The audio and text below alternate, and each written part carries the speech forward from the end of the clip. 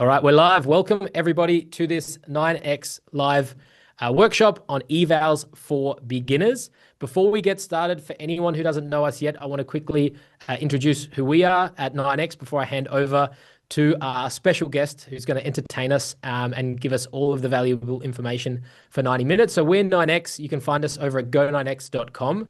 We're building your one-stop shop to learn AI and automation. And the reason why we're doing this is we believe that AI and automation are the most important skills that you can learn right now as a business professional. This is not something that should just be in the hands of developers. Really, we believe that any business professional can and should learn these skills. And it's our mission to bring you these skills on a silver platter. We do this in a few different ways, starting with our YouTube channel. So you can find us at Go9X on YouTube. I'll also share the link in a second. But every week we publish free AI and automation tutorials, demos, the latest news. And as always with YouTube, make sure to like and subscribe. So I'll send you the link for that one. Next up, through our live workshops like the one you are all in right now. And next week, we actually have two live workshops in store on the Tuesday and the Thursday. First one coming up on the, let's say, the hyped AI tool at the moment. Every time I'm opening LinkedIn, maybe I'm just in a bubble, but if I'm opening LinkedIn or Twitter, it's all I see is Claudebot this, Claudebot that. And there's some very mixed opinions. And I guess myself and Marcel maybe have some mixed opinions on it as well. But I want to try and run a session to just break down the hype a little bit. I've been testing it for the last couple of weeks and I've been quite impressed, to be honest, but there are some real concerns that you should be aware of, especially if you maybe are not the most technical user. So feel free to join the session next Tuesday. And then on the more secure AI side, we have Chris joining us from Super, who have built an amazing tool for companies to set up a knowledge retrieval system at an enterprise grade scale. So we'll be really going into the topics of knowledge retrieval and how we can give AI the context it needs to answer real business questions. And again, I'll leave the links to those in the chat in a second. And finally, through our AI and automation courses. So we've really structured these to take you all the way from beginner to advanced when it comes to building AI automation. So we have our AI starter course where you can discover what's possible with AI as a business professional, our AI operator, which is really about the prompting techniques and strategies so that you can get the most out of AI as your co-pilot, and then all the way up to our AI builder program, which should, let's say, set you up for building AI automations and agents. So let me grab the links for those quickly and I'll drop them in the chat. I just should have had my right Notion page open. Perfect. Here we go. And now I just need to find the Zoom chat and we're good. Perfect. So that's the shameless plugs out the way. Now over to the main event. So I'd like to have a warm welcome to Marcel, who is the N8N ambassador, also a local Berliner. So I'm super excited about this session. So Marcel, welcome. Thank you for having me. No worries. Let me stop sharing my screen and I'm going to hand over the reins to you. Also, while Marcel's getting set up, feel free. We want to make this session as interactive as possible. So there will be some time for Q&A at the end, but during it, please feel free to use the chat. I'll be keeping an eye on it. And yeah, where it makes sense, maybe we save some questions to the end. But as I said, we want to make this interactive. So I'm going to interrupt and I'll probably be asking a bunch of questions myself. All right, Marcel, so what have you got in store for us? Thanks, Jan. Thanks for having me. Thanks for having Dr. Pure Eval, which is a gag that you might get in a couple of minutes. And I've prepared something cool for you today. And I'm actually super stoked that so many people joined us today for evaluations. Evaluations is a cool feature in N8N, and I can tell you it's not used enough to make our agents probably good. And I want to change this. And 9x reached out to me if we want to do this together. So you signed up for 90 minutes evaluations, questioning your life choices, I guess, but it will be great. So as mentioned, I'm Marcel Klaus Ahrens, also known as Dr. Pure Eval. As also mentioned, I'm one of the N8N ambassadors. I'm one of the N8N ambassadors from Berlin, which, by the way, means we are from the community. We are not essentially, yeah, we kind of paid from N8N for some gigs, but we are not under payroll from N8N. And we do this because we love community. If you also love N8N and also love the community, N8N is currently onboarding a lot of ambassadors. So make sure to sign up for this program as well. Beside that, I'm also considering myself an automation expert. I build a lot of workflows. I do this with the brand Let the Workflow, actually even before Gen AI. So I'm more or less a process automation geek, an early adopter of AI agents, and kind of became one of my biggest things. I also own a bank account automation SaaS platform, and quite recently I started also to do some courses, boot camps, and also soon a community. Everything in that regard you will find under AI Excellence. So yeah, but we really want to talk about evaluations. Give me a second. Of course, since it's an N8N session, I just put one advertisement slide of N8N inside of this presentation. If you have I would assume most of you have heard about N8N, but if you haven't heard about N8N, this is essentially one of my favorite slides. It just shows how awesome this tool is because it covers a lot.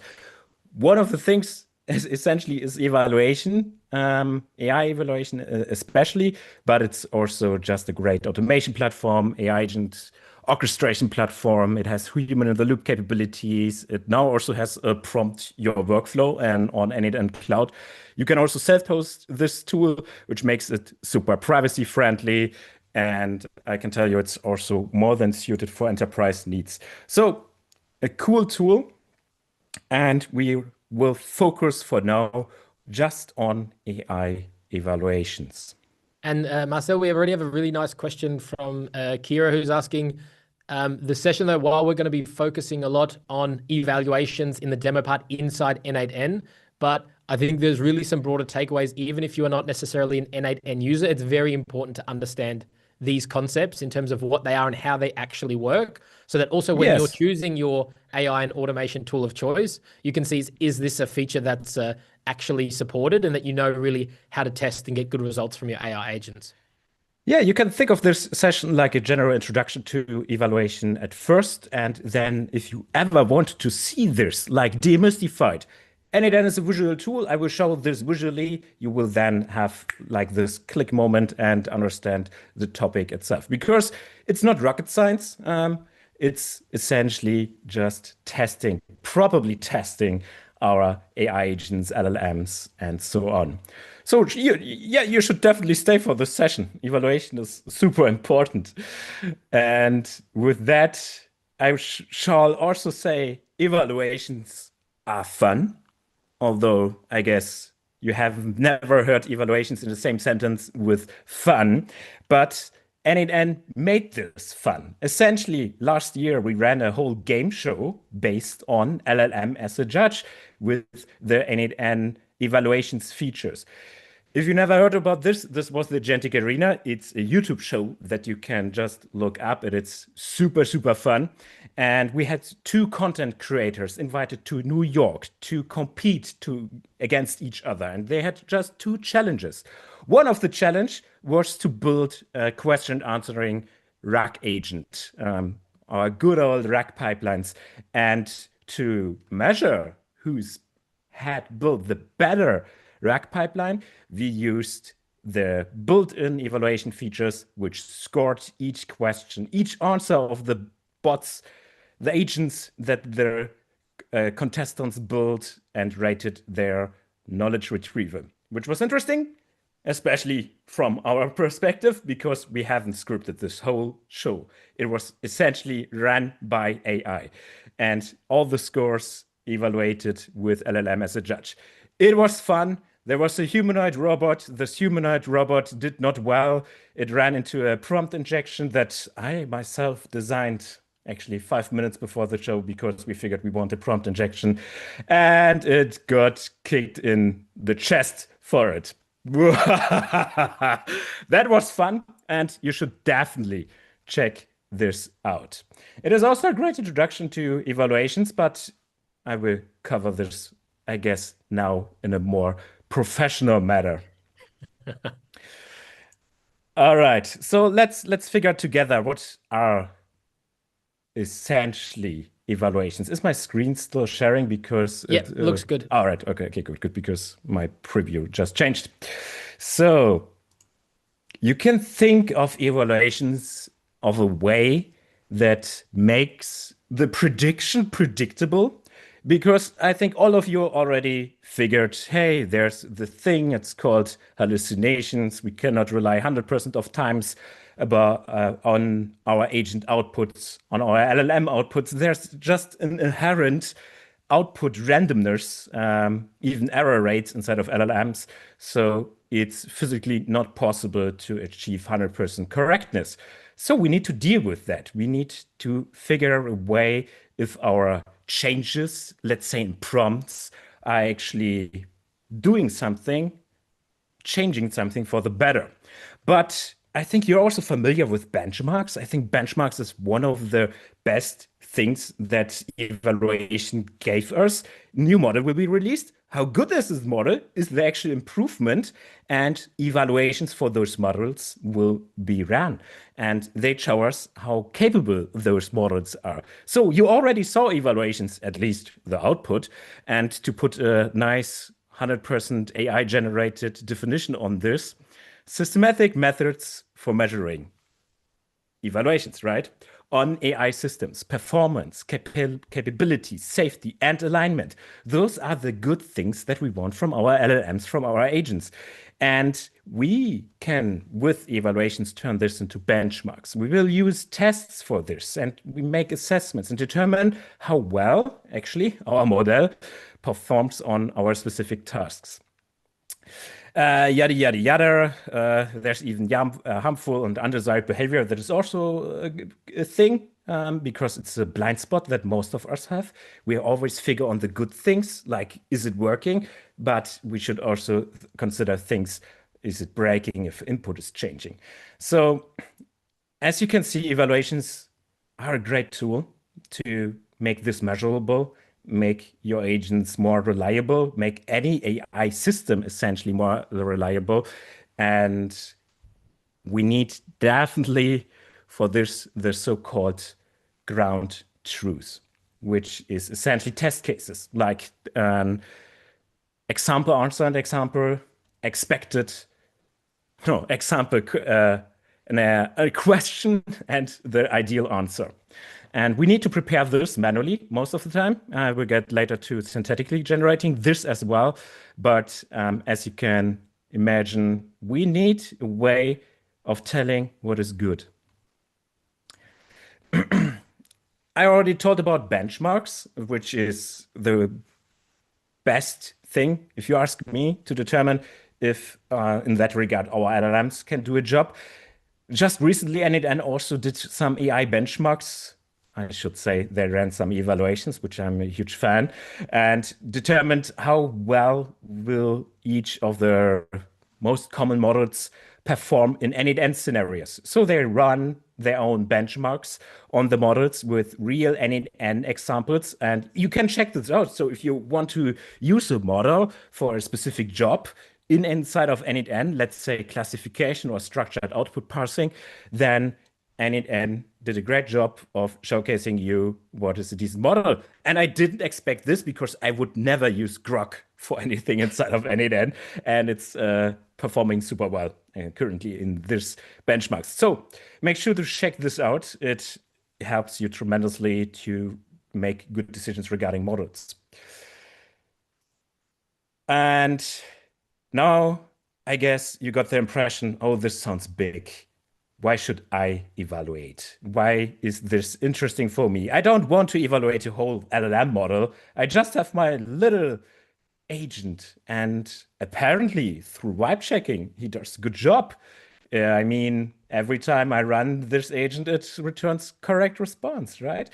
So there is something that in terms of evaluations, you will always hear it's product production ready agents, make them more reliable. So it's kind of like a mystery thing, or everybody tells you they need to be production ready, but most of the people don't put a number on this. And this is why evaluations are super interesting. And as mentioned, we have LLMs. LLMs have some inconsistencies. Even by design, they have an output randomness. This is very much their way of generating output. And we usually want to harness this, and we really need to check if they can succeed in our use case.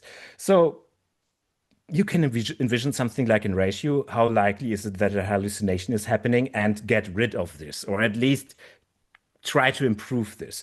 So this is also then in the third column super interesting when we talk about AI and agent changes. So if you make a change to your system prompt, will it improve it actually? If you just run your one test, then maybe this one test will be better, but some other area might break. Or you just want to choose a different model. Is the different model doing the same or even better job? Can you even get cheaper token costs? All this is essentially only possible if you make some numbers to the agent output. And And then Marcel, there, on this one, is it because like what you said there about something being production ready? Would Mhm. you say in your, because there's the whole concept of having a human in the loop. So a lot of people who are getting started with their first agents and getting first started with their first AI workflows, all it's simply doing is like doing a task that they used to do, but they don't have the agent actually do the final submission. So whether that's like sending an email, it's like the agent creates the draft, then you review it, or whether it's a blog post, agent creates a draft, then you review it. In those ones where there's a human in the loop, are there cases still to run evaluations, or this is really just for AI systems that you're going to say, hey, now, like, whenever I get an email, this thing's going to auto reply. I'm not involved at all. And only then should we be using evaluations? I think yes, human in the loop is a good way to catch hallucinations and wrong output of agents. But what happens if your superior asks you, hey, how likely is it that this agent is failing? Should we improve it? Then we start to get in the area of gut feeling. I don't Yeah. know how often people retry because we don't keep track of this, right?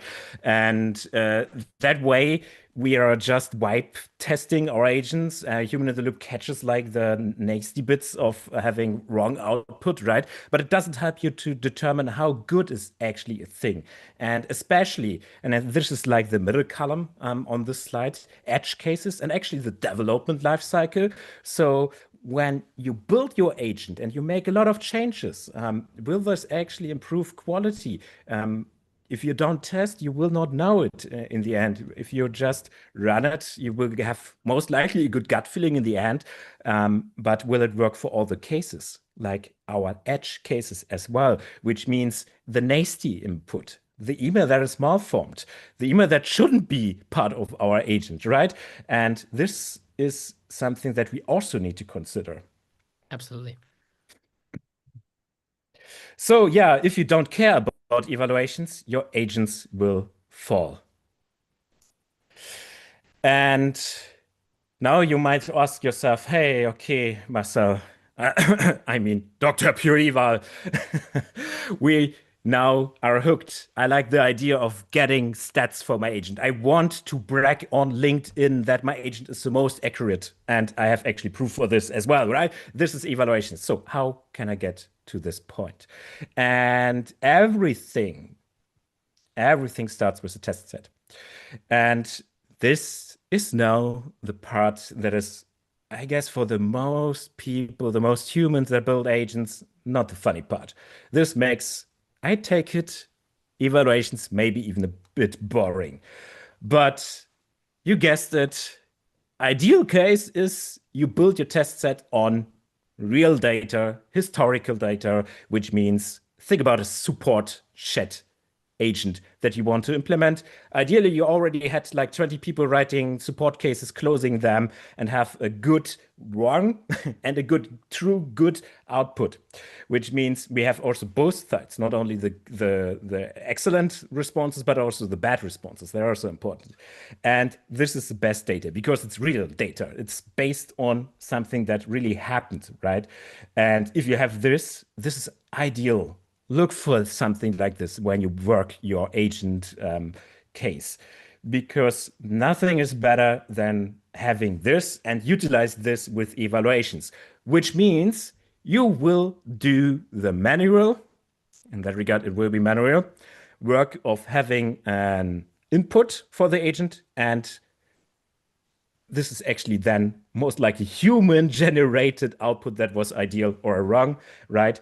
And this is our golden recipe for the most accurate evaluations. And I know on this one, Marcel, I guess one thing that if you look at a majority of the companies, whenever it's often a topic as people start rolling out these AI systems, everyone always complains is like for AI to get good results, it needs good data. But a lot of if you look into the CRMs of a lot of companies, if you look into like how work's been done, obviously, like like you said, you've had humans running this stuff, and that's been the thing called human error. And so not even, I would say, just take like, okay, here are our last 20,000 cases and here's how they got closed. You should probably take the extra step of like, let's filter out which ones were done correctly by a person and which ones weren't done correctly. Is it useful to also give the negative in an evaluation set or only the good examples? I would say this exactly covers our middle column in a minute. But you mentioned something that is actually super important. Even real data, even humans made errors, right? So the test set that you design based on real data needs to be validated that's actually good, because otherwise you will have false input as your ground truth, which means it will be noticeably worse output for your agents as well if you make decisions based on this. And essentially, we make decisions based on evals, right? And you also mentioned, hey, what's with the cases that are not good? And in the middle column, I have the situation that you are in the proof of concept and you don't have real data, for example, right? So we make some assumptions. If you have real data, then you can work on edge cases, which means, hey, if somebody asks our IT support bot about heart issues or something like that, then it shouldn't respond, right? If you don't have this in a test data and you don't have this in a system prompt, it will respond some LLM way, which is Have you tried turning it on and off again? Yeah, essentially, that is a good one. I will remember this for eternity, I guess. And yeah, so if you don't have real data, or it's always good to cover this as well, even with real data, is to make assumptions. What are good cases and what is like the things that we need to think about, and actually the things that we might forget to think about. And I already saw this also in the chat. Yeah, prompt injections. You can essentially also test if your agent felt for prompt injections. There's even a special node for this as well in N8N, which is a guardrails node, which can determine if a prompt injection happened. But you should also keep track of how your actual agent takes a prompt injection. Because the guardrails node most likely will just block prompt injections, which is the first approach of, have the agent doesn't see the prompt injection at all. But what happens if the agent sees the prompt injection? And this is essentially an edge case.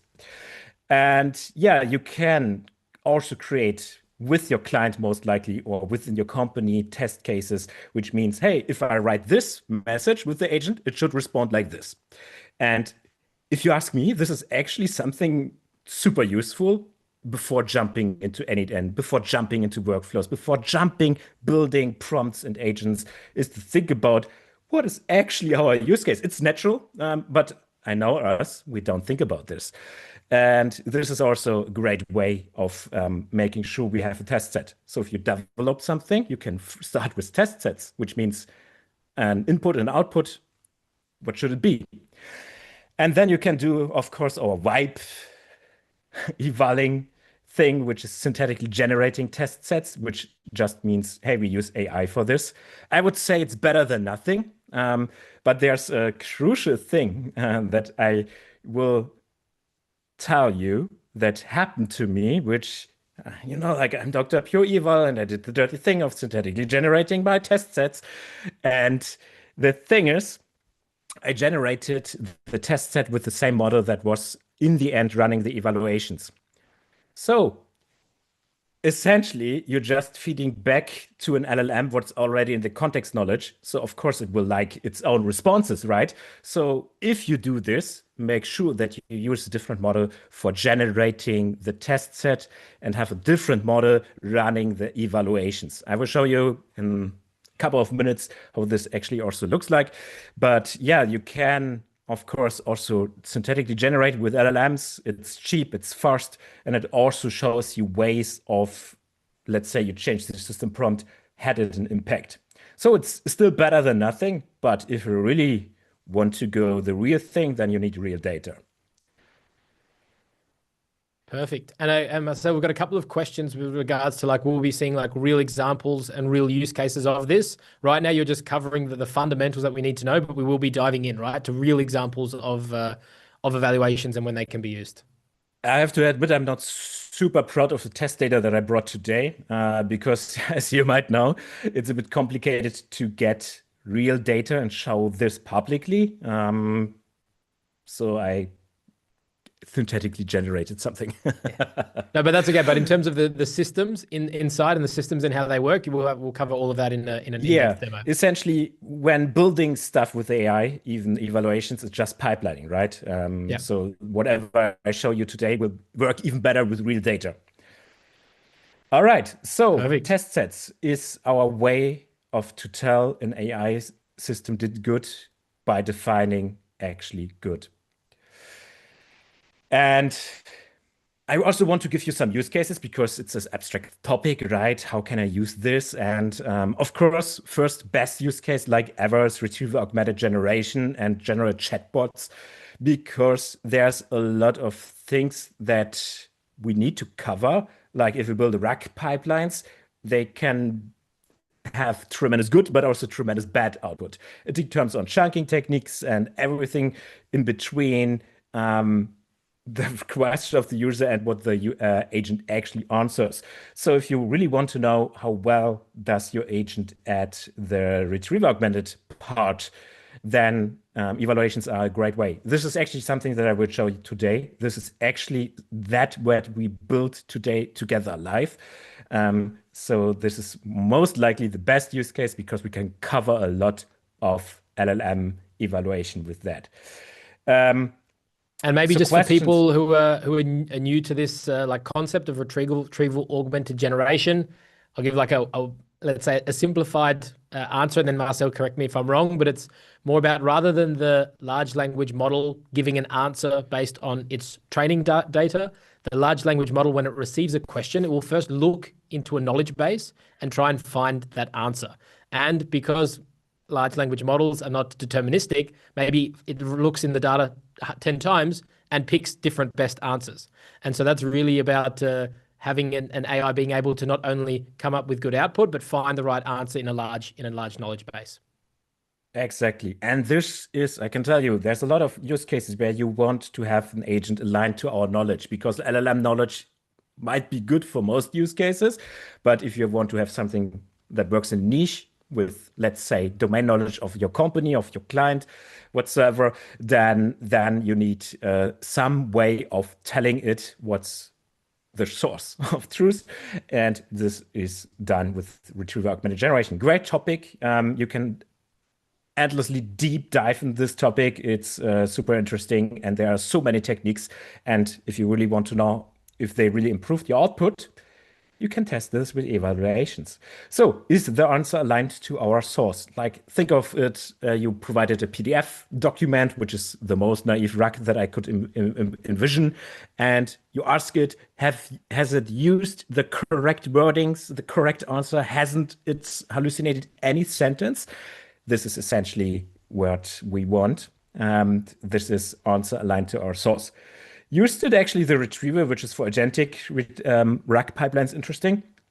And then we have tools for the agent and not every time he looks up in our knowledge base, which is tremendously bad if he hasn't done this. Then there's also the way of figuring if the tone and friendliness of this agent is correct. So he will align our knowledge to answer a question, most likely of the user, right? Was he always correct? And I have to admit it, one of my production agents hadn't any sentence regarding tone and friendliness inside of the system prompt. And a real user insulted the agent. And what did the agent? It insulted back. Client sent me a screenshot and I was dying. So I haven't had to eval for that. And this is exactly something that we need to tackle. Also, knowledge bases can have a blind spot. And if you keep track of your answers and even the evaluation chain determines, hey, there was no knowledge in our knowledge base to this, then you found your blind spot knowledge bases, which is also super cool. Okay, then we have the topic content generation and research agents. I think stuff that you most likely found interesting in terms of did your agent a good job is used a specific tool, used the search capabilities. Is it aligned with our content style for, especially if you have blog posting agents? Do they follow your, let's say, magical outline that makes your content like storytelling, right? So you most likely add a lot in the system prompt, but is the output aligned to this as well, which is also a way to do evaluations, like how much is it to our preferred recipe for good blog posts? If you have citations, did it a correct citation? Did it hallucinate something? We can quite easily detect this as well, like deterministically, and found it a desired result. If you even have cases where you know in your test data, if I look for this, it should find this document. So is the search pipeline working correctly? Of course, you can eval for this as well. Another big topic is data extraction and categorization. We use LLMs a lot for this, especially in automation, which means, hey, there's a PDF invoice. Has it correctly extracted all the data? How likely is there an error? And this is actually one of the cases where one single word in a system prompt can change so much. And you really, really need to keep track of what you're putting into the system prompt if you aim for a 99% correctness, because this is super important. And even if the model actually responded in the desired JSON format, it's nowadays getting quite good. They are getting quite good at producing proper JSON. But if you have a look into the N8N benchmarks, they tested this, and there are some models that are super bad at this job. So something that we also, it's more or less technical, but it's super interesting in terms of model choice. Recallability for the same input. If I feed it 5 times the same invoice, will it respond 5 times the exact output? This is also something that we especially want for categorization and data extractions. And there could be as well edge cases, like what if we upload a completely different document? Will it detect that this is not an invoice, or will it just hallucinate an invoice because it's so focused on producing invoice output? So those are the common use cases. There are most likely even more, and I want to show you can actually get creative in N8N with this topic. So, and Marcel, just to point out, because people are very thirsty in the chat for seeing some real examples, that is coming, right? We will be jumping into N8N. Yeah, I already soon. figured I lost myself again in talking eval. I will sped up now because those are where the most important slides. Now I'm also eager to show you the real thing. Perfect. So to round things up, actually to spice things up, you can make evaluations part of your development pipeline, which means there's an AI agent use case that you want to explore.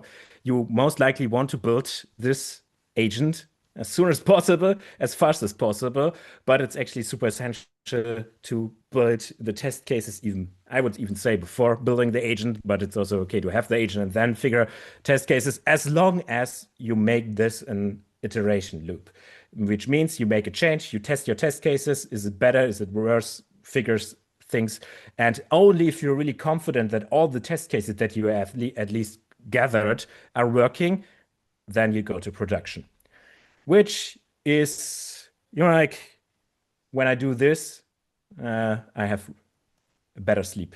It is so important for some agents to have this. But there's also the thing, of course, not every agent needs this. And I guess it really depends on your use case, how much you can catch this. But if you have something that is user-facing, customer-facing, you want to have this.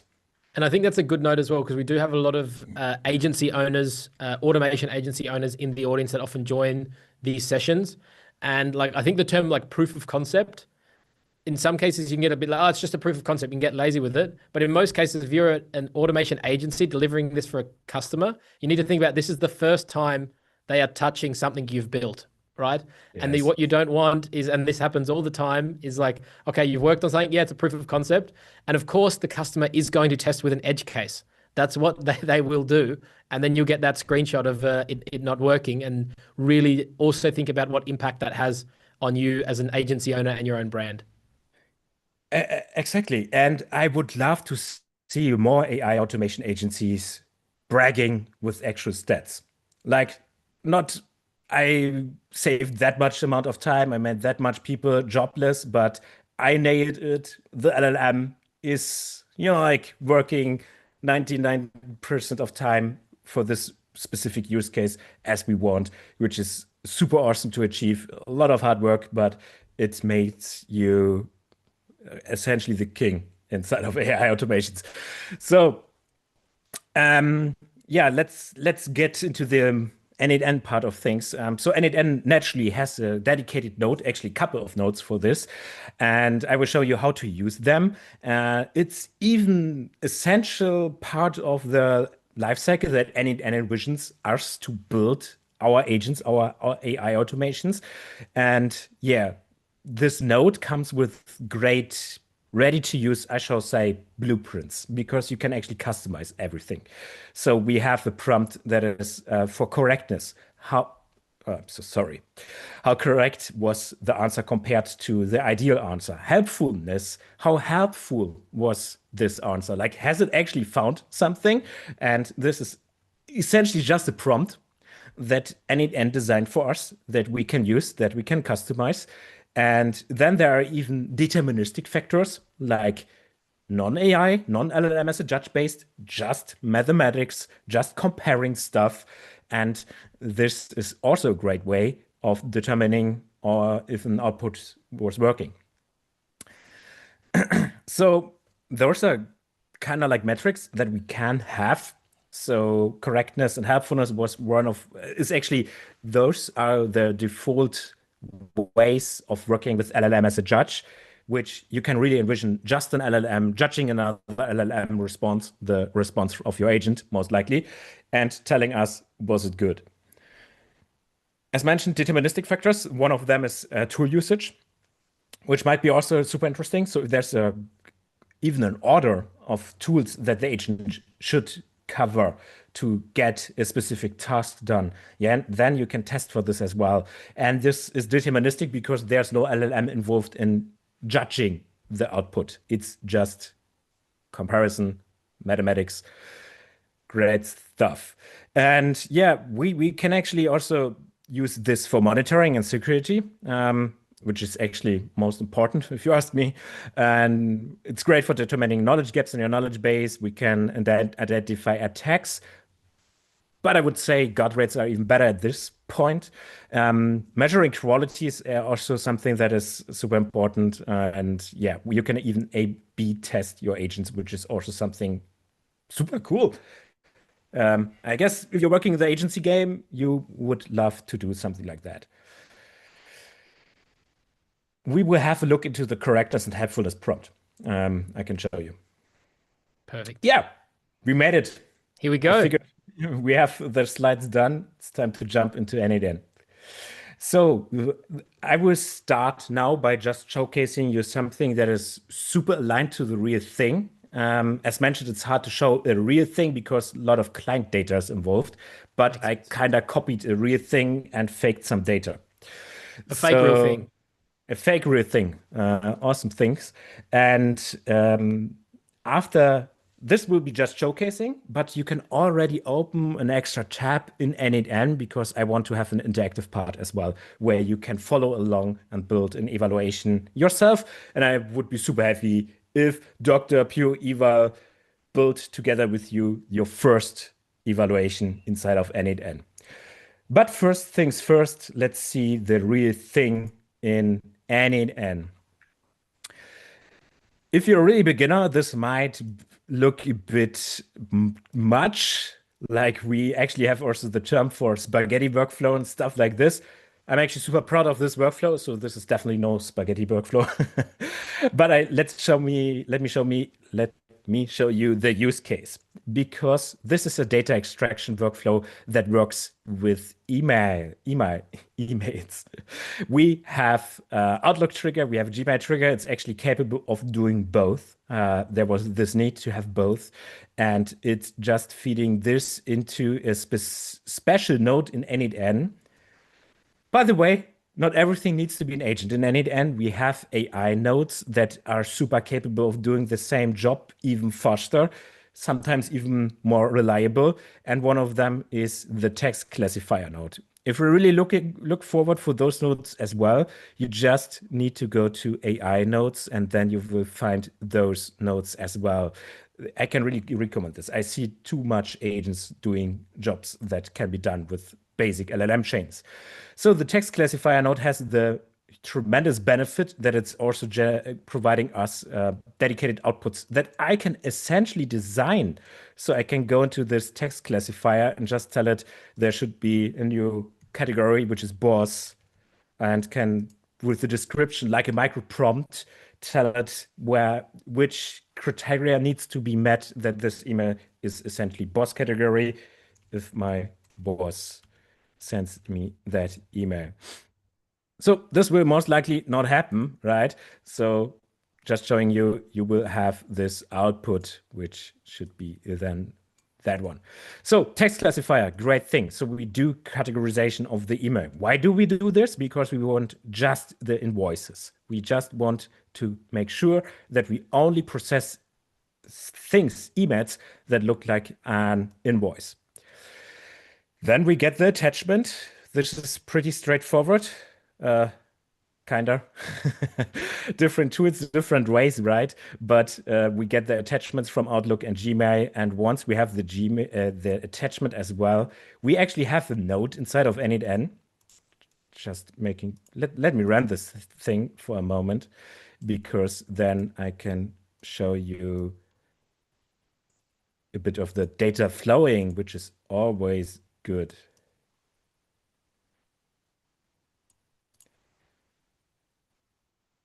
All right. So now it's categorizing this email, which already came from something special that I will now mention in a minute. But yeah, we had an email. It has had an invoice attached, PDF file. We use the read PDF node. It's essentially quick tip. It's a way of extracting text information from digital PDFs without having OCR running, which is great to have. And I even added a way of, if this is not happening, if this was a scanned document, to use Mistral OCR as well as fallback.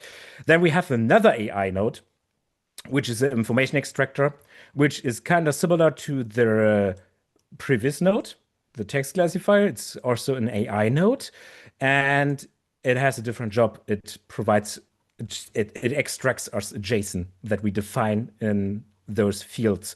So we are looking for invoice information. So naturally, we want an invoice number.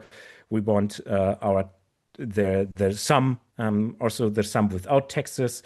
And we want invoice date and also tax rate and currency as well. We also can make some fields required and not required. And every description field inside of this is essentially a micro prompt for the LLM, which is also a super great tip that I can give you. So we retrieve an invoice and we extract this information.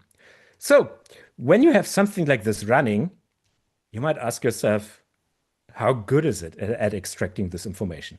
And this is where evaluations come and play. So if I look for the eval nodes, you see there's this evaluation tab, and it comes with actually 5 nodes. And the most important one is the evaluation trigger. So evaluations only run if you run evaluations inside of initn, which is the tab that it's above here. And I will show you this as well in a minute. So once this trigger is running, it will run through this workflow some data. And this data is our test set. Let me show you the test set as well.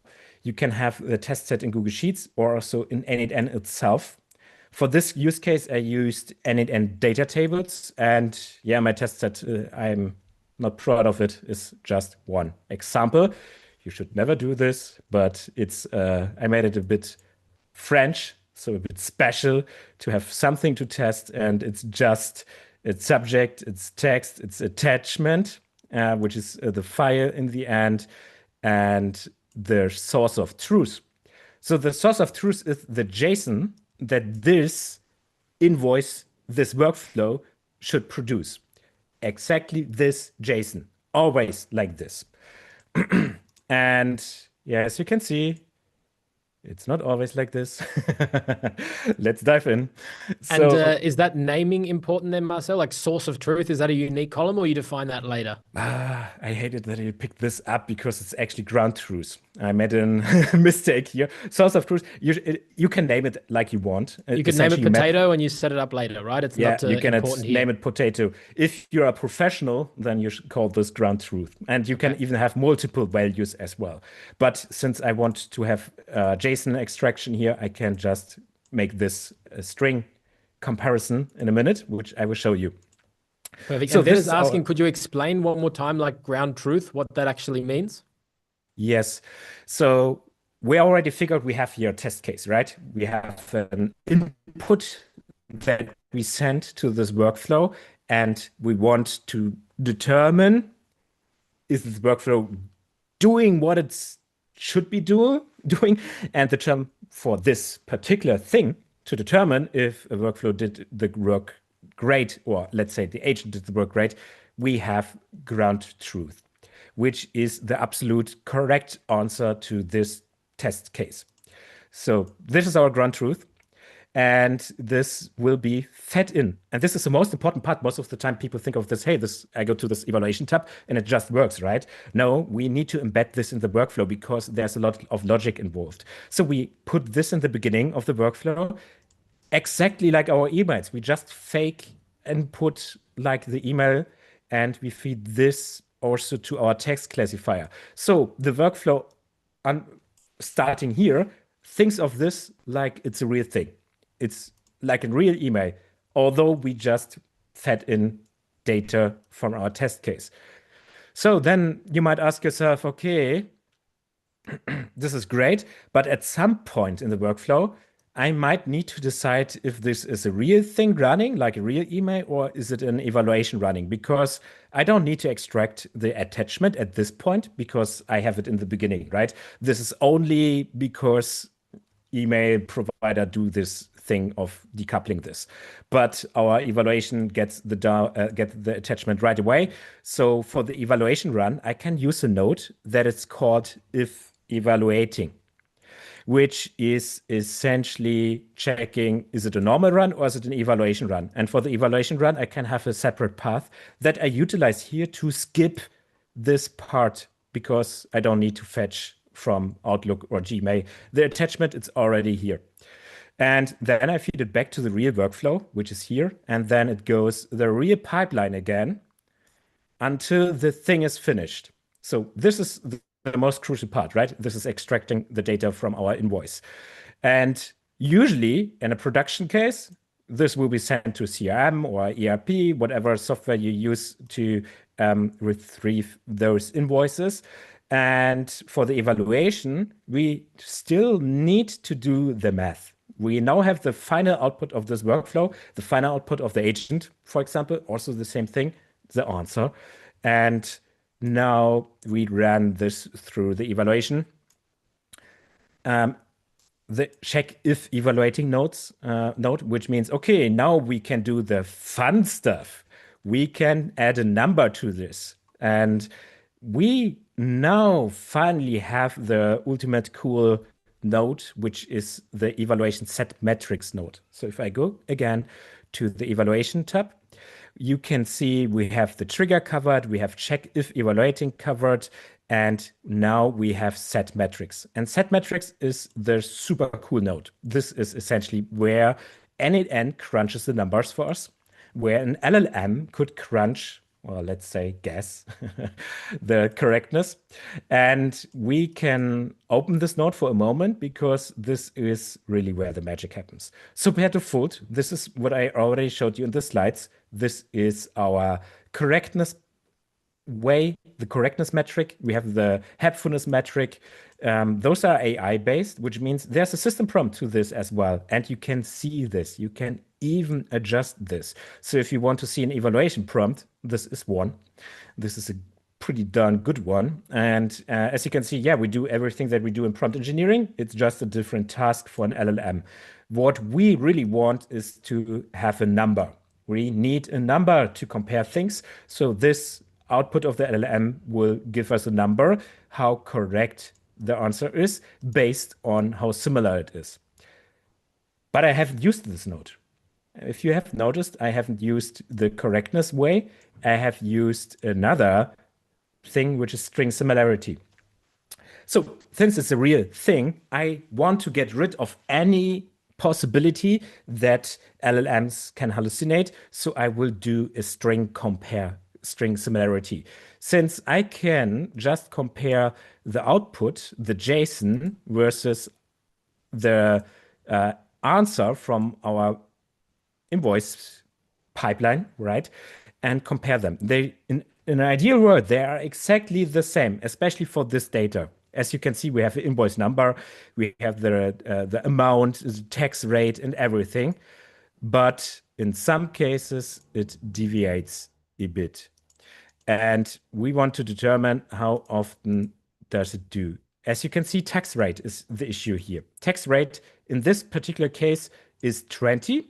And above in the ground truth, it should be a decimal number 0.2, right? This is prompting. We did screwed up in our prompting. And we wouldn't have noticed if we haven't checked, right? So this is an issue that is currently persisting in our workflow. We haven't seen this by now, right? We are now running the evaluations. If you did fourth, I would say two things are important to get this done in n8n. You have to use the evaluation trigger. You have to bring the data set that is like real data, or at least mocked in the same schema like your workflow. And then the workflow runs. And in the end, when it's finished, you do set metrics, and then you can also do set outputs, which means it will save those metrics to your source, which is a data table. But even also set metrics will do something magical. It enables you to use the evaluations tab. If you haven't set this up, this looks like, hey, you need some steps to do. It's essentially the steps that I just told you, and you will see this in a minute as well. But this is the evaluation tab, and this is fun. This is now a way of telling us over time, every time we run this test, and let's run a test in parallel. So we have an issue. All right, I've screwed things up by clicking through. Let's see which node is not happy, or I actually just revert to. I think it might be that new the new set metrics that you added for showcasing the. Yeah, you're right. You're right. Good catch. Yeah, this one requires a model, and it's crying that it doesn't have a model. No, I don't like anything. Thanks for asking. No, all right. So now the workflow is fixed. It should work again. And yeah, we can run a test. And now it's essentially crunching the numbers in background. And by the way, we get also something that most people are also interested in when working with AI workflows. It's tokens. How many tokens are used? It's essentially visible if you do the evaluation. And as you can see, string similarity for this case worked great. And the idea is to have multiple test sets. I only have one test set, so this is And not really. maybe Marcel on that, because we had like the first of all, this was super impressive. But a bunch of questions have come up during, first of all, on that test set you showed, because then couple of people got confused with regards to, but for an invoice, every invoice is different. So how can the source of truth be this invoice? But basically, you just demoed it with one item in the data set, but you could have 10, 20. Yes. Is there an ideal number? And then also, just to wrap up that point, is that each source of truth is relative to its current row. So you have an invoice. This is this invoice's Yes. source of truth. You have the next Yes. invoice. This is the next invoice. What is it? Ground truth. Sorry, we have to use correct terminology. Yes, thanks for hinting me that. Yeah, it's super essential that we cover this. Yes, when this raw, and ideally you have more. I Yeah. would say for an invoice case, 20-ish would be good. And inside of those 20 cases, also have at least 5 cases that show you a different edge case, right? So 15 behaviors that are good and And so in should that produce. case, one edge case would be like a PDF of a blog article, Exactly. right? And Which is like it should not go and extract invoice data from a PDF of a blog article, and that is yes. something that is important. Essentially, exactly right. Yeah, so each row will have its own ground truth and its own input, right? So Yeah.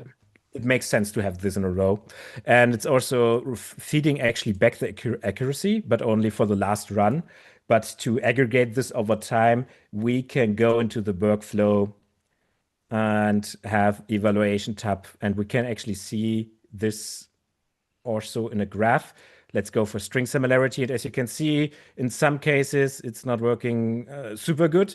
And we already figured that we did a bad job at prompting. And we need to be more specific about the desired output data types, essentially. Because decimal, a number, or integers is something different here. But yeah, so ideally we would have more test cases. So each run will have more number. But as you can see, this is the idea. Now I would jump with you in a case where we also make differences to see things breaking and optimizing it again. Yeah. Just before So we we get can. into that, a couple more quick questions, I think, which is good to point out here, because I think it's important for when people want to try this themselves. So a great question is, when you run the evaluation trigger, will N8N automatically prevent the system from updating the different tools and steps, or is it on you as the builder to ensure that it happens this way? Okay, could you rephrase So it if you again? go back to your workflow, Yes. so let's say in the end of this, there's an actual action, for instance, like logging this invoice data into a CRM or into a Yes. tool. When you run the evaluation set, you need to make sure in the way you build out your N8N workflow that if it's an evaluation, it doesn't update. N8N doesn't take care of this for you automatically, right? Yes, because it's a lot of logic that we built in our workflow, right? So Yeah. for that, we have this evaluation node. So this is a way of preventing it writing back to the CRM for our test cases.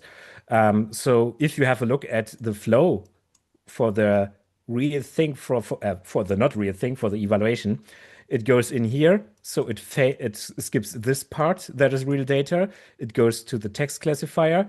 Then we skip actually this part as well because we don't need this block. So this is the part that we are following. And it only does this because you've set it up that way, right? Yes. If you add in this evaluation node and would add all of these steps after the evaluation path, they would run as normal. Yes. Yeah. Because we can. I cannot run a full test because I haven't set up account No, for no, this no. But I year. think But that the idea answers the is question. you have to put at some places those nodes. I think essentially it's the end of writing something back shouldn't happen for an evaluation run. And yeah, there's only one way to make this true, and it's designing the workflow accordingly, which is a great way of having this node. Okay, so this was essentially running evaluations for a structured output parsing. It's something that it is easy to set up. I'll be honest, with a structured output parsing, it's quite easy because you can do this JSON compare and it will show you fast that things are breaking. Now let's let me show you a case that is not that straightforward. And this is actually the part where you can follow me along. We will be using the rack starter template. And now is the moment I give you the 10 seconds to open your N8N tab, which you already should have opened, right? And you can follow along building your first evaluation.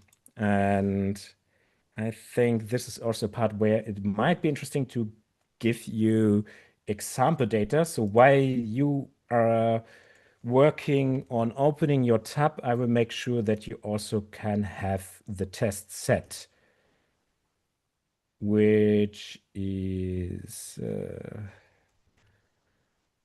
move policies. All right. Yeah, I'm such a developer. My cloud is just S3. I'm so sorry. But I got you covered.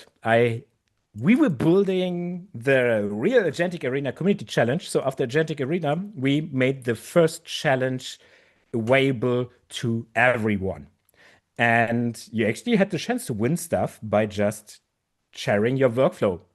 And we gave you the real thing that the Heroes in Agentic Arena did in their first challenge, which is, yeah, let me show you at least one document of this as well, so you have an idea of the context that we are working with. Let's open this browser. Oh, I cannot, because why? Let's go here. We also have it here. Again, my S3 cloud saving my day. So this is an example document, and there are several, I think 12. And this is essentially the context that we're working with. It's AI generated, and you can envision this is, yeah, permits, rules, the dirty part of, or let's say the super complex part of rack is anything that has such numbering and does references on each other, like law texts, are super hard to cover in rack use cases. So we made this a challenge. And so just for people to understand that, what you're saying here is like in some case it'll be like as referred to in point 6.7. Yes. That's the challenge, right? That you're reading one part of the text, but then it's referring to something that's in another, and it needs to know to jump and get that context. Yeah. There's only one way to do this, probably, if you ask me, and it's graph rack. We will not build graph rack by now, but yeah, we want to see it a bit failing. And yeah, so this is our knowledge base, if you want. And this sheet that I've prepared here is our evaluation scoring. Let me also make sure that you can see this as well. You can just copy this Google Sheet then for yourself as well if you also want to have this test data. So this is now our test data, and it's on purpose in Google Sheets because we can also work with this in as source of truth or ground truth. Do this too much, ground truth with our client. So we have a question, and we also have the ground truth, the desired answer. And yeah, this is actually a bit of scrap output that I still have inside of this sheet. But for our test set, we just need a question and an answer. Should be doable, right? So these are also the ideal answers. And there is a lot of going into this, what makes an answer ideal. So we have, of course, also formatting, which means we have also a way of citation. Couple of those cases are super hard to get right, because as Jan mentioned, they are referring to each other. They're even contradictory, which is also super hard to tackle with AI agents. So this is a good thing to work on rack. It covers a lot of common pitfalls. And yeah, let's use this. So if you have both the data, the zip that I shared with you, the PDFs, and this Google Sheet, you really need to make your own copy of this. Then we can go to N8N. And inside of N8N, we just create a new workflow. And this is now the path thing where you can follow me along. So we start a fresh workflow, and there's a great thing. You just look for rack, and N8N provides you with a starter template. It's a RAG starter template. We just click on this and it will create a new workflow that is naive RAG. If you ever heard about naive RAG, this is naive RAG. It's And maybe, just, Marcel, can you show one more time where we can find this yes, this template? you'd go to the plus or just tap tab and you'd enter RAG. Now that I'm on this RAG workflow, it won't show me, but it should suggest you on a fresh workflow the RAG starter template that you can use. Amazing. This is the most easiest solution of RAG inside of n8n, and it might, again, for beginners, look a bit of too much for first time seeing this, but I want to give you a 1 minute introduction to this workflow. So RAG retrieval augmented generation, which means we need to upload our own data to this agent kind of thing, right? So to the knowledge base. And RAG retrieval augmented generation is in two workflows usually splitted. One of them is to load the data. This should only happen when the data changes or if you just want to add new data. We do this with upload of documents, which is already prepared. So we have the form trigger, which is a great way of having just an input formula, which looks like that. So we can just drop our 12 PDFs in a second. And then we have this magical thing, which is called a vector store, which is essentially a special way of storing information. And we also have an embedding model attached. I cannot cover everything that comes to RAG, but for the moment, you can just think of this. Hey, on the left side, I add data, it will be stored. In a vector database, it will be stored. And on the right side, I have an agent that uses this data. And it made the connection through this specific tool, which is also vector-based retriever. And most importantly, make sure that the memory key, vector store key, is the same on both sides, which means on this database node, it should be vector store key, and on the right side as well. Per default it is, so don't change this. Just don't make changes to the actual workflow that we see here. So you just got yourself an agent that is capable of eating information. So let's give him something to eat. You can trigger this workflow, execute workflow. It should open this formula like you see on my screen. And we can drop all 12 PDFs inside of this. You might need to set up OpenAI credentials because there's obviously an AI node involved. But once you have this view, it should be it's already finished. Yeah, I love n8n. And Marcel, we have a question from Tina, is when to use RAG and when could it just be a simple spreadsheet as the knowledge for the agent? Yeah, this is more or less now talking about, should I dump everything in system prompts or should I build retrieval, knowledge retrieval, right? There are multiple reasons. I think the most easiest solution to this is if it fits in a system prompt, it most likely makes things easier, but you have to consider it will use a lot of tokens if it's a lot of context. So there's a break even at some point. But if you look into the data of evaluations of agents with retrieval pipelines and system prompt, most of the time system prompt is a decent way of doing things. Make sure to watch the Agentic Arena. One of our heroes went this route, and you can see how this turns out. So if your workflow looks like this, we have embedded documents. This is good. This is now chunked. It's naive RAG, as mentioned. I cannot go into the details because lack of time. But now we can ask our agent actually the first question. And now you might fall into your regular pattern, like what policies do you know? So we are just wipe testing at this point, right? We're seeing it use the tool, which is great. But it's also an ambiguous question that cannot work with RAG. It cannot reproduce the whole document, right? But it verifies that it's working. And because we see it just used some documents. So this is the And PDFs. technically it's not incorrect. It's saying here are some key points. It's not saying here are all key points, right? Yeah. It's just So let's make it better. We want to verify it's actually knowing stuff. So we go to our evaluation sheet and just ask for the first question. it should respond at least with a yes and mentions zone A and submissions above 3. Let's do this as well. So in your chat, we paste our first question. Yeah, you need to set up credentials. I just saw the chat message. Make sure that you have credentials set up in your AI nodes. And zone A, permit application, March of 5, at least 3 calendar days prior. So we verified it's using the knowledge. Obviously, this message was whole different than our ground truth. Okay, so we got this running. Hopefully you as well.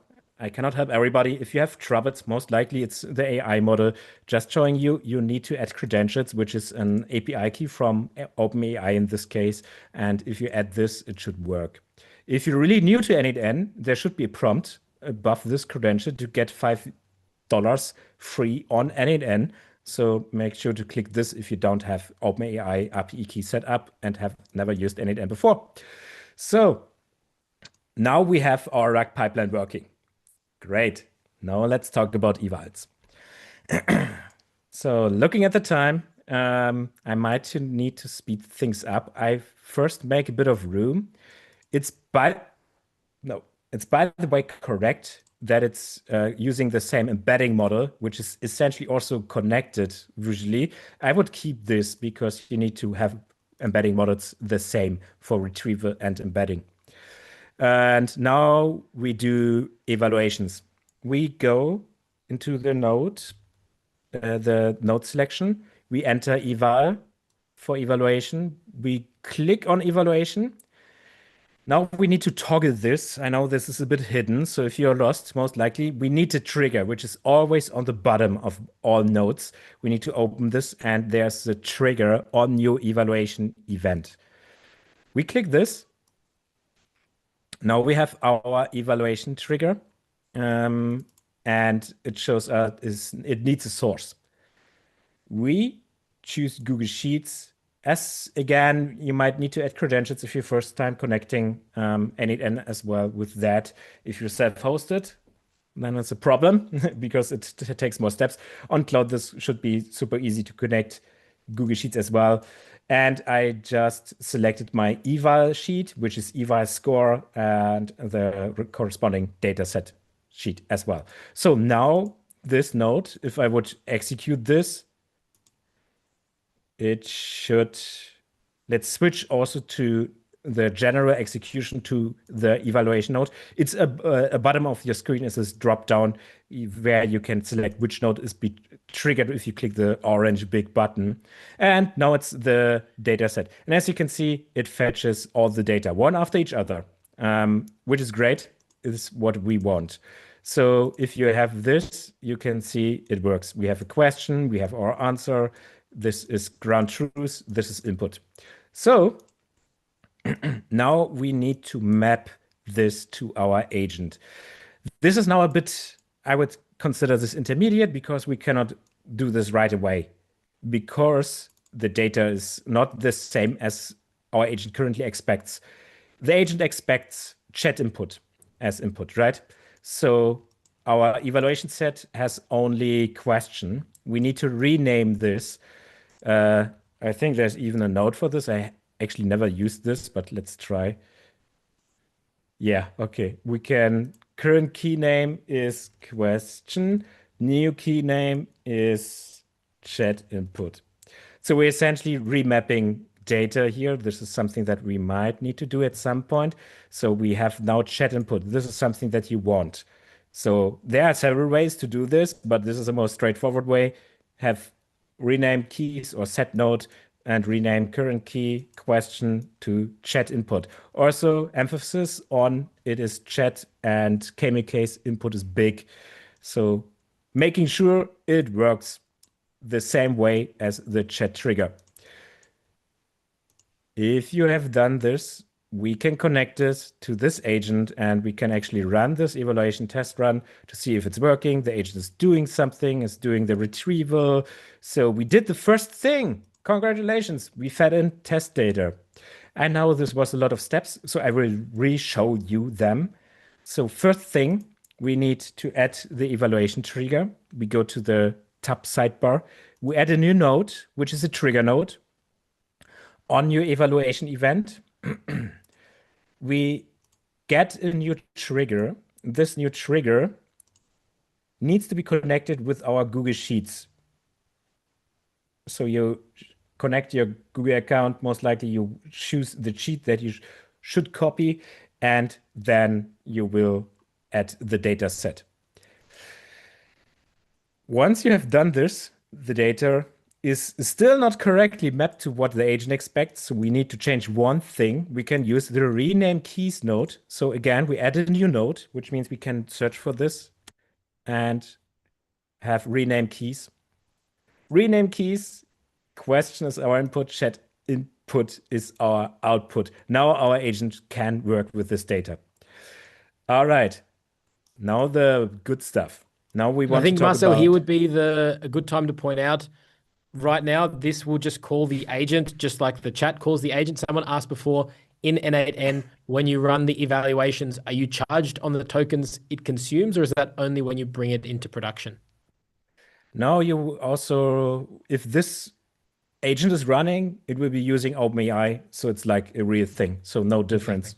Exactly. So in that sense, it's basically you need to think of it a little bit as an investment up front. You do need to have some costs to run these evaluations, but they can do two things: is A, make sure that what you've built actually works, and as you showed there, the fact that evaluations show you the token usage and consumption, they're also a great Yes. way to eventually bring this cost down over time. Yeah, you can definitely track the costs. I can tell you it's definitely worth it to do evaluations if token costs are a consideration for you. I would say angry client because of bad agent output or broken invoice paid will cause more damage than testing this. It won't run on each production run, by the way, right? So Yeah. this is only running if we run evaluations. This is something that we do manually, essentially, but it helps us a lot tracking things. So now we have our agent, it responds correctly. Now we need to connect a new node. I just saw the question, which option do we choose? For the trigger, there shouldn't be an option. Make sure that you have connected the trigger. For the agent, we now add our first new evaluation node. So we click on the plus after the agent, so it's connected. And we hit evaluation. And now we need to make sure that this is only running the next nodes if we are running evaluation. So we use the check if evaluating nodes, which is essentially just if condition. Is it running with evaluations? If not, we can just leave this open. Just making sure that the last part only runs if we're evaluating. If tokens are a thing for you, make sure you have this because otherwise each production run will run evaluations in the background as well. So yeah, this is crucial. And now we can work with the evaluation path and add another node, which is our set metrics. And set metrics, I now want to introduce you to LLM as a judge. And since it's a RAG use case and we have a ground truth, we can connect data here. First of all, let's have it running until this step. You can run the nodes several ways. Currently, it's running nothing. Thanks, N8N, for being great at demoing things. I just do a hard reload. It's universal across every platform. When as soon as you do something live, it doesn't work. Yeah. It is how it is. Usually the agent's broke. Oh no. I saved this. Let's see.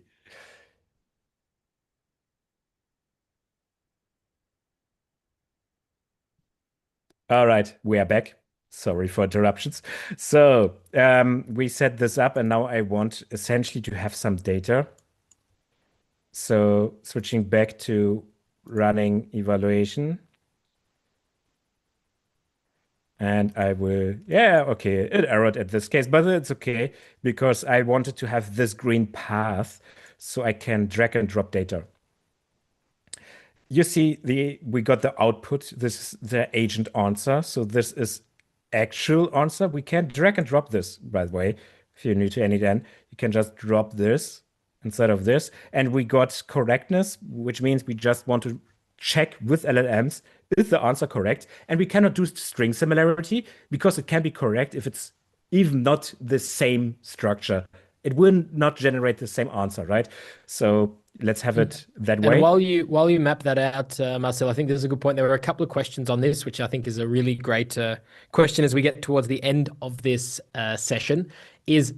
Are LLMs actually a good judge of correctness and helpness? We had another question: is what happens if the eval large language model hallucinates and gets it wrong? And then another question was, how do you evaluate your own evaluation system? Yeah, essentially, we are feeding back LLMs with LLM output, having them expect answer again. So you won't get, even with LLM as a judge, 100 perfect answers, right? So, but what we can do, we run this multiple times and we get a mean, right? So over Gotcha. time, we see at least the direction it's going.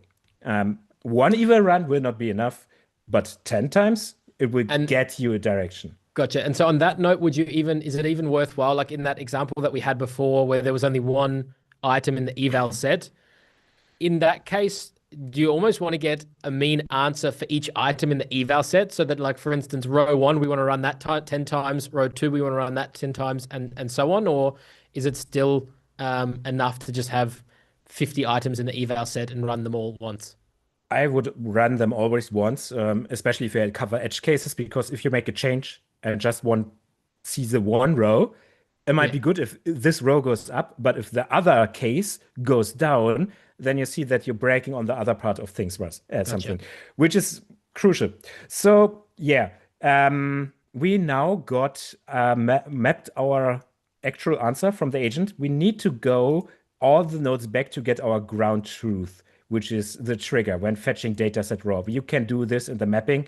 And since time is running, I just want to make sure that we can run this evaluation because it will take some time. So I would just put the answer, this is the ground truth, inside of this as well. Now we can just hit save. We need to add a model. This will now be also OpenAI. It might be interesting to use different models because, like there's this taste of models that they like themselves a lot. And also best practice, cannot talk about much of this. For this, you really need to set a temperature that makes sure it's doing less hallucinations, and it might be even worth to use a better model. I'm intentionally not using GPT-5 because I hate GPT-5. If you have the question, it's just my personal taste. You can get also good response with GPT-5. So this is now done. Now there's only one thing that I also want to keep track, which is the evaluation output. This is just crunching the number, right? So set output will be also connected with our Google Sheets. And this is And something for there's someone doing this for the first time. Like, are there any cases where you're not setting the output after you're crunching the number, or it's like you should always do this? I want to have this as in the same sheet as well, at least for the Yeah, last run. If I do developing things, I want to see this without going to evaluation tab. gotcha. So let's figure out how this row is called. It's called correctness. And we just put correctness here as well. And this node should now also be running.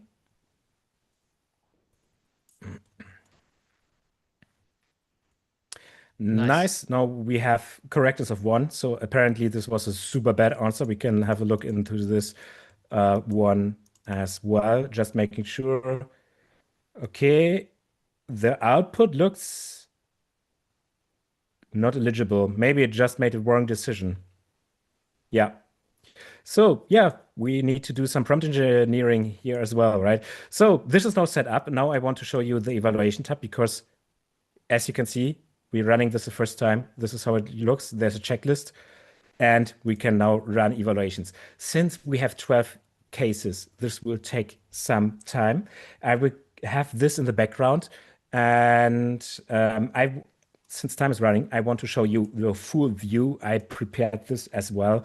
But this was essentially it. This was a RAG pipeline running. And if you have this running several times, it looks like this. There are even some errors in some cases, right? You can jump into this as well. You see the executions, and you can see those cases are essentially broken, and it wasn't able to finish this. Also, a good way of keeping track. And yeah, this is how things look like. And yeah, I wasn't able to cover a custom evaluation prompt. You can do this. I had a prompt that I share with you in the chat that is for brand voice. Is the agent responding to your brand voice?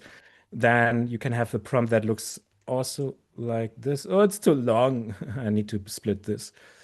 But we can also, like so I already had a few people ask, tomorrow when I send out the recording, I'll also be sure I'm going to grab, if it's all right with you, Marcel, the slides and any of the links that you've shared. So that zip folder, the Google Sheets, and that last prompt, so that you can also watch this again, take your time. And I think it's really important to start playing around with this with stuff and try it out for yourself. Yes. So really important. Yeah, I got you covered. I will give you an eval lunch package. It will be fun. Definitely try this with.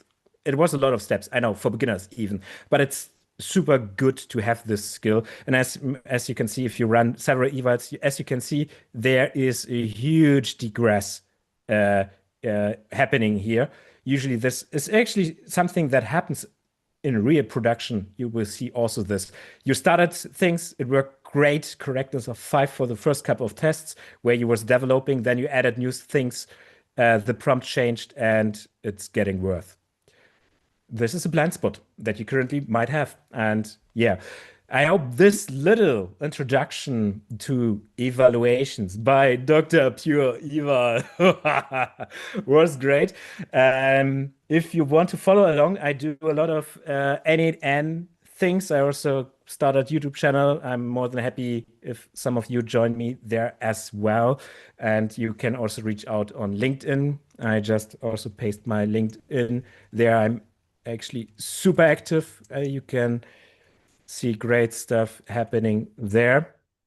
And yeah, I would say stay Marcel, eval. amazing. Thank you so much. Are you like, we've got a couple more questions. Are you all right to stay on 5-10 more minutes? If the participants are happy, I'm more than happy. Everyone, people can come and leave as they choose. So one question that we had earlier, obviously here you've demonstrated evaluations in N8N, and I think from my perspective also why I wanted to run this session is N8N are one of the few no-code automation platforms that really brought evals to the forefront.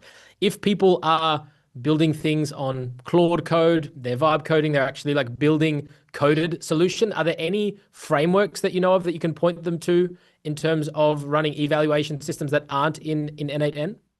Yes, actually, a couple of them are super good, like Langfuse. If you want to have something that works in a Ceph scenario, even Langfuse is a great tool. Langsmith is for LangChain environment agents, super, super good. But I can tell you, N8N made evaluations super customizable, actually super easy. If you go to Langsmith and want to set up evaluations, it won't be done in 90 minutes. It's a whole different approach, I shall say. And yeah, N8N did this intentionally, like part of their workflow, so we can design this as well. So I'm super happy with this approach, but I can definitely recommend Langfuse, Langsmith, great platforms as well. Amazing. And we had a question on from Francois on that last use case that you built. Just he was thinking out loud. But so this kind of system is basically verifying the accuracy of a large language model output and the knowledge and data that you feed into it. So that was assuming that let's say the data set that you give it, let's say you give it a data set and saying these are the actual answers. If the RAG file, it could not be maybe that, and that's the important point is when you see that this accuracy has gone down, it doesn't necessarily mean that you go straight away to the system prompt, right? You also need to look inside your knowledge bases. And maybe you could just say a couple of words that was a question from before, more like because you're the one bringing this into production use cases. What does your flow or your iteration process look like a little bit in terms of updating the system prompt when you're seeing like not so good results in the evaluations? Um, yeah, as you mentioned, it could be many things, especially with RAG. It could be even just the way how you embedded the documents, so it's even not part of the system prompt. Yeah. So everything that is changed usually is a culprit if you see the digress of things. And yeah, you need to check then how you made changes. Luckily, with a more recent version, actually, we have an init and also versioning of workflows. So you can jump to a version and see what you changed.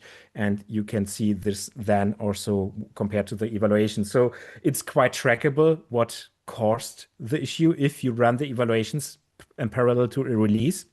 And I think this is best practice. If you put a release to your workflow, make sure that you run also that time evaluation run so you can see if it's working.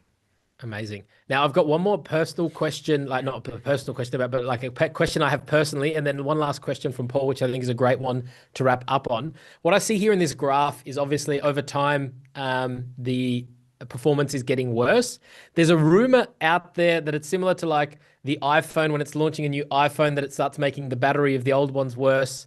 There's rumors right now that Claude Sonnet 5 is coming out, and that then they're actively making Opus 4.5 and Sonnet 4.5 a little bit worse, so that when people move to the new model, as someone who's in evals all the day, do you think there's anything behind this, or you think it's a myth?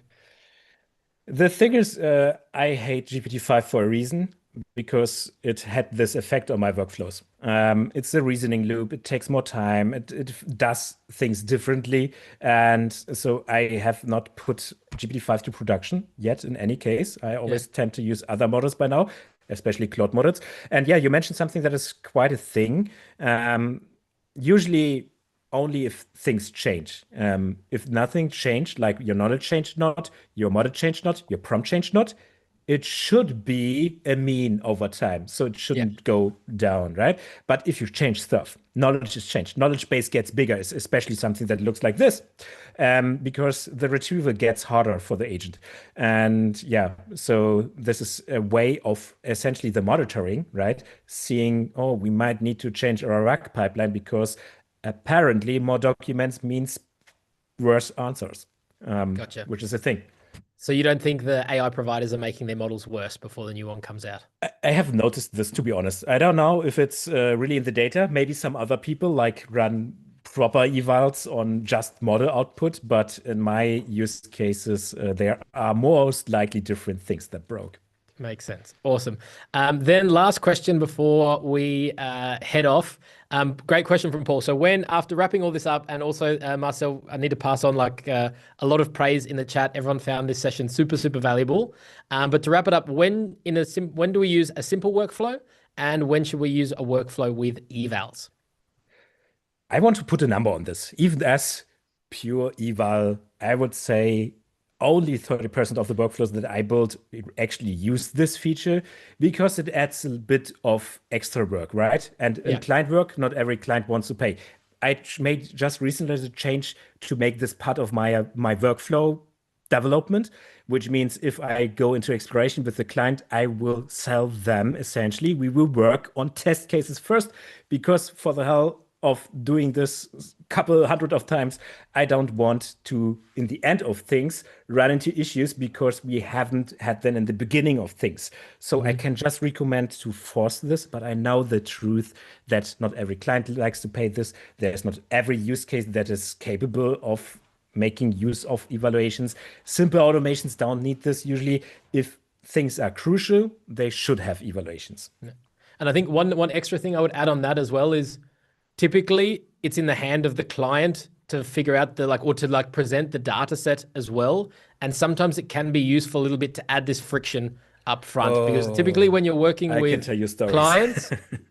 clients, they expect a magic wand, and like they've got a terrible, shitty process and nothing's documented, and they think you can build something that can figure it out.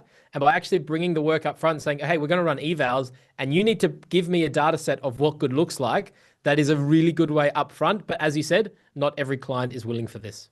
Actually, there's also the thing, if they provide you this data set, make sure that your knowledge is capable of getting this data as well. I had this case recently when we were doing RAG pipeline based on the website of a client.